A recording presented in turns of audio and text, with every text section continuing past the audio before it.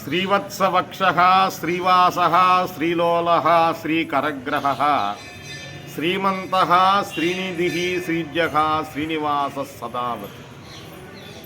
కృష్ణా జిల్లా మచిలీపట్టణం బచ్చుపేటలో వేంచేసి ఉన్న శ్రీభూ సమేత శ్రీ వెంకటేశ్వర స్వామి వారు సుమారు 360 సంవత్సరాల క్రితం అహోబిల జీరస్వామి వారి వద్ద నుంచి శారాప్రగడ బొచ్చుగారికి స్వప్నంలో కనపడి ఇక్కడికి వేంచేసి ఉన్నటువంటి సాలగ్రామ మూర్తి.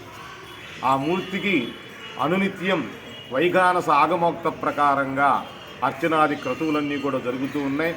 ఆ స్వామివారికి ఈ సంవత్సరం ధనుర్మాసంలో రేపు 21/12/2025 ఆ రోజు 700 లీటర్ల గోక్షీరంతో క్షీరాభిషేక కార్యక్రమం, సాయంత్రం శ్రీ పుష్పయాగ మహోత్సవ కార్యక్రమాలు అత్యంత వైభవోపేతంగా జరగబోతూ ఉన్నాయి.